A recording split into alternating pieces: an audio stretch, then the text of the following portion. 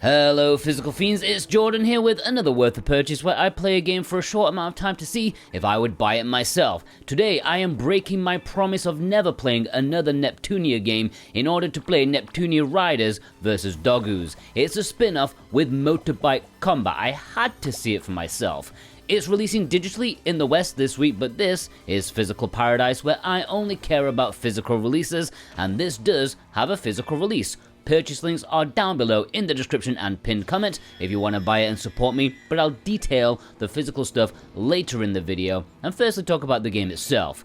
Taking place in a different dimension other than game industry, because God knows we wouldn't want to taint that sacred place and its lore. The goal of this game is to reunite all of your friends by doing vehicular combat and collecting Dogoos, these slime-like monsters.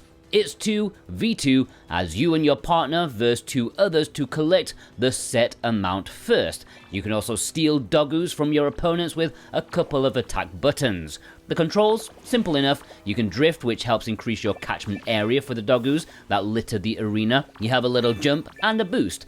I will start by saying, you know what?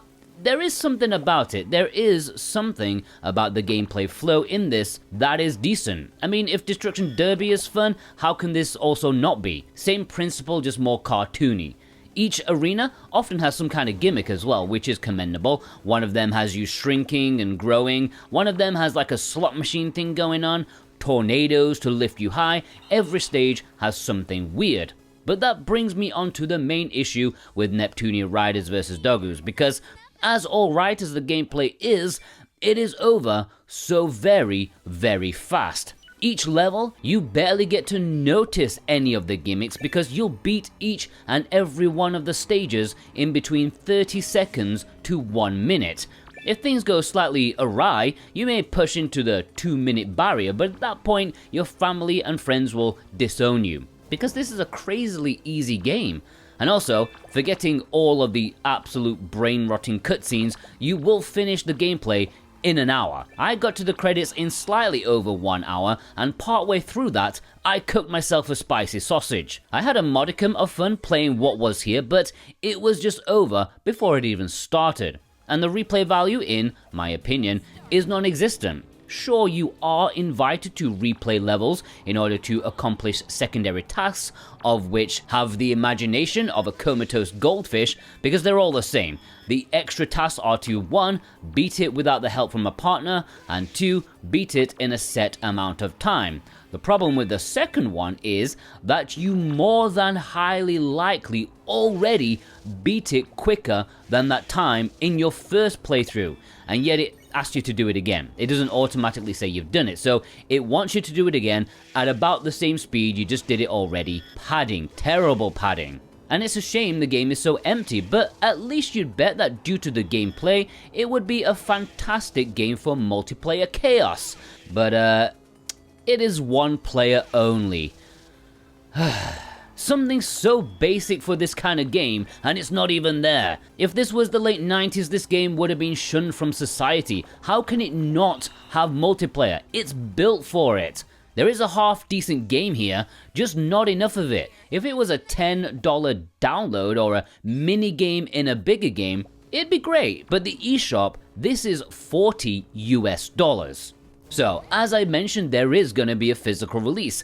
This is releasing physically in the West this week on Nintendo Switch, which is what I'm playing right now, and also PlayStation 4 and PlayStation 5 in both North America and Europe. And because it's Idea Factory, the European version has the wonderful USK age rating on it. No multiplayer and USK. Somebody messed up. There is a standard edition as well as a limited edition called the Magazine Edition, which includes a themed package that has a sticker set, soundtrack CD, poster set, art book, and some DLC costumes. Not sure what a magazine has to do with this game, but hey, they had an idea. Purchase links are down below if you want to buy the standard edition and support me at the same time. It is worth noting that the swimsuit costumes are not in the Nintendo Switch version. They are only available on PlayStation 4 and PlayStation 5, and I think that's due to Nintendo and their worryingly recent ways with new guidelines and such, which I do hate, by the way, but it's the least of the game's problem. And either way, I don't think it's a good deal. This is priced at $40 for a standard edition, which it's not even full price, but it's still taking the Michael for such a short, cheap game that in Japan, it was the equivalent of 21 US dollars. Brand new. So they've doubled the price for the West, and it's just not worth it at all. They're taking you for a ride. You can call out my bias against the Neptunia franchise, but I'm just saying how it is. The gameplay does have a decent hook, but once you've taken the bite, you've realized, I don't know where I'm going with this fishing analogy. I should call my granddad and finish that one off. But would I buy this myself? Absolutely not. If it was $20, maybe it'd be an acceptable budget release, although I still wouldn't be able to believe there's no multiplayer. And this is coming from someone who has no friends and therefore no need for it. But I'm just flabbergasted it's not here. If you find it on sale, then maybe give it a spin. But right now, what they're asking for, they are really taking you and your wallet for a ride. If you're happy to be ridden, then links are below if you want to purchase and support me. But don't say I didn't warn you. I also thank you greatly because any purchase made helps support me and this channel ever so much. And I hope you all have a fantastic day. Take care.